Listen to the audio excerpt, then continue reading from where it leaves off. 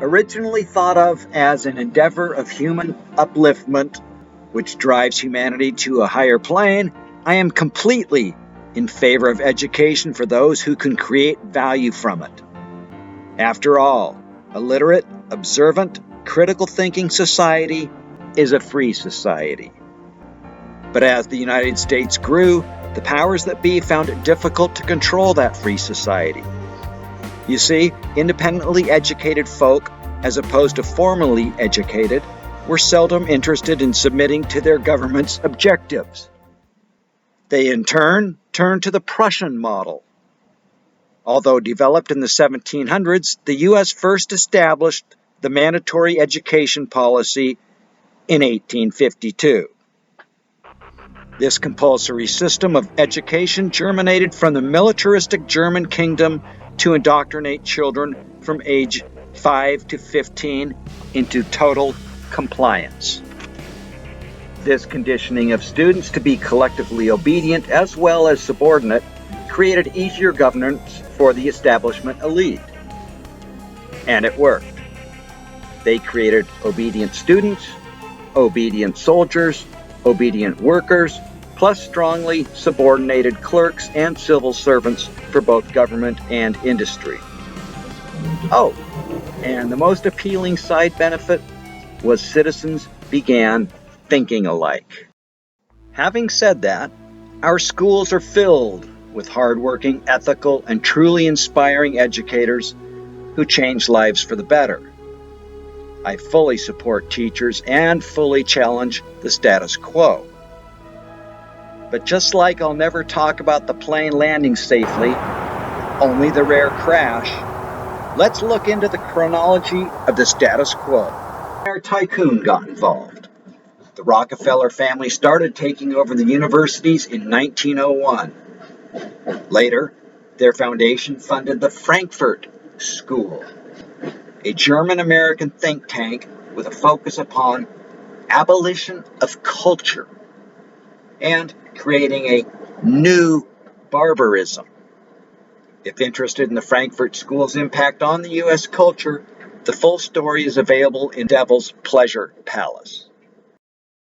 You measure the success of a system by whether or not it achieves its purpose. If it doesn't, the system is probably not a success. Perhaps its purpose was power. Although its origins date back to 1857, the National Education Association, NEA, became federally chartered in 1906. The NEA is the nation's most powerful union. Let's see. Italian dictator Benito Mussolini was once the president of the Montessori Society of Italy, but Maria Montessori opened her first school in Rome. In 1907, she developed a less rigid and more individually based method of teaching, where the students utilized solid objects throughout lessons to aid their physical and mental development. Another moment occurred during my research. In 1909, a factory inspector did an informal survey of 500 working children in 20 different factories. She found that 412 of them would rather work in the terrible conditions of the factories than return to school. Knowledge is what one gets when they study. Wisdom is what one gets when they observe. Here is what Zeb observed. The father of the American public school system, Horace Mann, wrote in 1917, "Our schools are, in a sense, factories in which raw products, children, are to be shaped and fashioned into products to meet the various demands of life. Injun Joe say, there are 98,000 U.S. public schools." I grew up believing that government reflects the will of the people.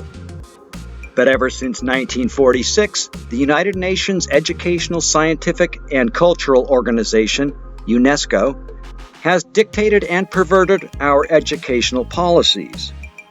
One way this was achieved was by having the teachers remove any patriotism, loyalty, or ingrained attachment to the United States. UNESCO's views want students' first loyalty to be for world government. In the early 1950s, Bertrand Russell, wrote that influences in the home are obstructive and that education's aim should be to destroy free will so that after the kids have been schooled, they will be incapable of thinking any other way than how they were schooled for the rest of their life. Not sure I want my kid and the values I've instilled in him to be forced to conform to someone else's accepted judgment of proper values. A few years later, in 1955, President Eisenhower held the first White House conference on education, where in typical fashion, a consensus was reached on their set narrative of predetermined goals. With a goal to produce a future populace to not challenge government's policies, the education foundations became solely concerned with standardizing students, so there would be general agreement, thus ease of governing the masses. The importance of the individual and his thoughts or beliefs would impede this plan and therefore require severe behavior modification. Yep, things that make you go,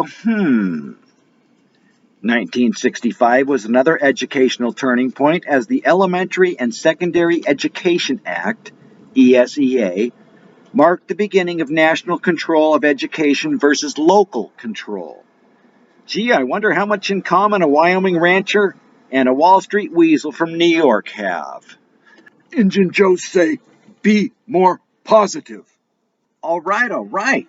But I'm not sure being positive about negative scenarios is of much use.